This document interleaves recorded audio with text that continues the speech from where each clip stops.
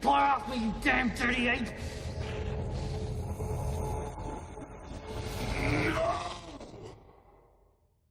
His words! What a wonderful day! So after 7 years, the Apes are back and have returned to the big screen, but this time around we're 300 years into the future. So the question is with this new movie, is this new installment, does it match the quality of the previous 3 films? Should we be excited to see more of these movies, but more importantly, should you all be excited to see this in theaters? Well, we'll be discussing that and much more in today's spoiler-free review of Kingdom of the Planet of the Apes.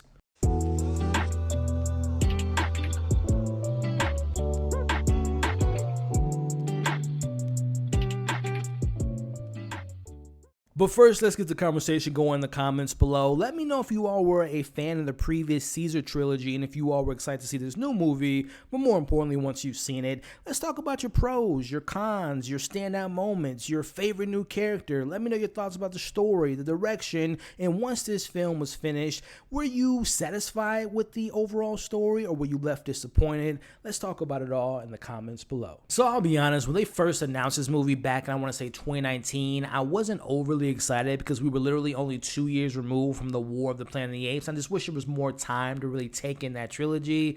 But then once they announced Wes Ball as the director, I'm a fan of his work. I own all the Maze Runner films. I saw it all in theaters. And as the years went by, teaser trailers, posters, the story coming out, I got more and more excited. So ultimately, was this a good film? Let's talk about it. Starting off with the things that I actually loved about this film and starting off by talking about this cast, who I just thought was amazing. Getting the humans out of the way first, starting off with Freya Allan, who I know her work from the Witcher series on Netflix. She plays a character that gets a name at first, but later in the film actually shares her actual identity. I thought that she was a very interesting and complex and complicated character. Now, as you'll learn in the film, she has her motives and goals and reasons why she's a part of the journey. And as a human, you understand some of her whys, but as the franchise has taught us, as I'm Team Ape all day, and more times than not, humans can't always be trusted, but I really thought that she fits so well within the story, and I really like how they set her up for a possible franchise presence within this series. But now getting to the highlights of this cast, and that is the Apes. At this point in time, we all know how incredible the motion capture is and how it's been in its franchise, and I think we sometimes undervalue or don't fully appreciate the artistic value in which they bring, but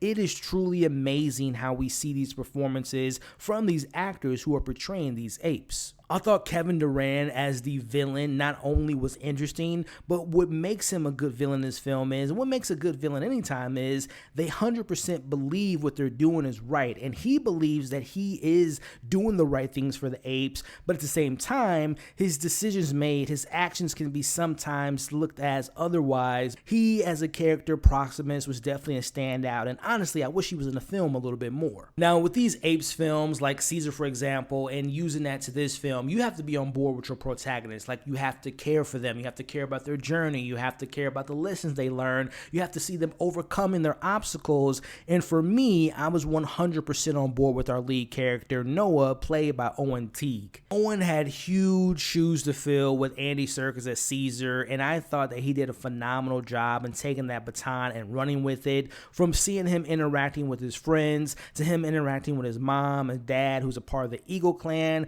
I was immediately attached to his coming of age journey from beginning to end. From seeing him getting the lessons of how to become a leader to discovering the truth of what Caesar stood for, really loved the performance. It was such a well-written character. Personally, my favorite new character of this particular movie goes by the name of Raka, who was played by Pierre Boulle. He is a smart individual, he's funny, he's incredibly likable, and you're rooting for him the moment you meet this character. He has one of the most emotional moments throughout this entire film, and I can confidently say I think this will definitely be a fan favorite character, and he definitely plays the Maurice character within this narrative. The other elements that I love, I mentioned the motion capture earlier, but I love the entire visual presentation, which I thought was breathtaking. Really enjoyed venturing off and seeing different parts of the world. There are just some beautiful scenery shots, and there's an underwater sequence that was just mind-blowing and reminded me so much of Avatar: The Way of the Water. I really love the action that this film had to offer. I thought it had some of the most exciting and visceral action within the franchise. I really enjoyed seeing the apes using their environments and their abilities of climbing and jumping around.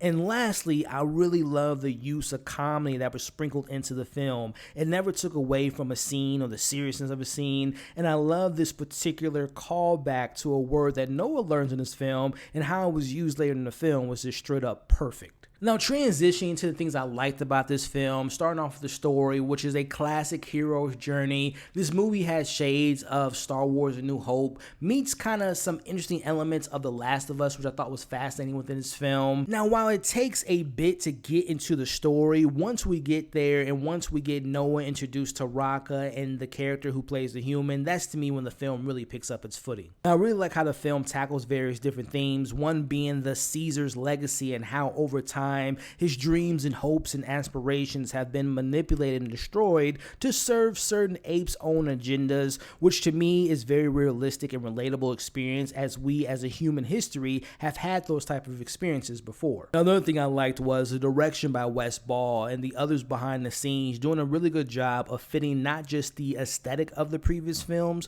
but also capturing the essence of those films, but also it's its own thing. It stands alone. It takes risk, and it has twists and turns within the story that I wasn't expecting. And while some of those ideas don't fully work, I do appreciate the swings that this film does take. So those were the elements that I loved about the film, the things I liked about the movie. But now get into my criticisms and flaws that I have with the film. First off, I do feel like it was some pacing issues. Now, I talked about how I feel like it took a while for it to find its footing, and once it does, it really picks up. But there's a distinct moment within the second half where I felt the pacing was really slow, and it felt like it was a lot of exposition, and it really slowed down the momentum of the film. Now, sticking with the conversation, the pacing, I did feel the runtime. It's not that it was ever boring, but there's definitely moments where I feel like it was a little bit too long. I really do wish that they would have explored more of the world and really developed more of the world building. And lastly, I can't get too in depth without spoiling anything, but there are a lot of ideas that are touched on, from the legacy of Caesar to seeing a civil war amongst the apes and humanity fighting to reclaim its dominance.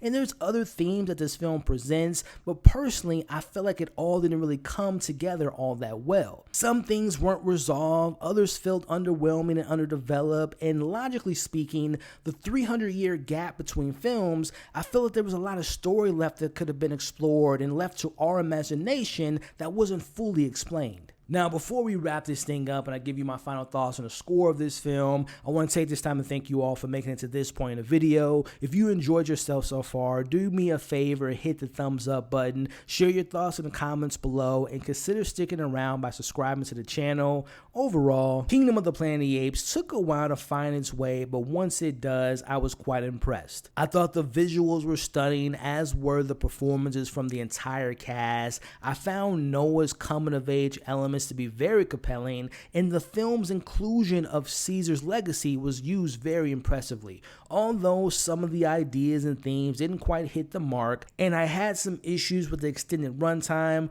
overall I was still pretty impressed by Wes Ball's direction, and I'm very much excited to see the future of where the rest of these films go. I'm going to give the Kingdom of the Planet of the Apes a 4 out of 5, and I would say it's worth the price of admission, and I definitely think it fits within the previous trilogy like a glove.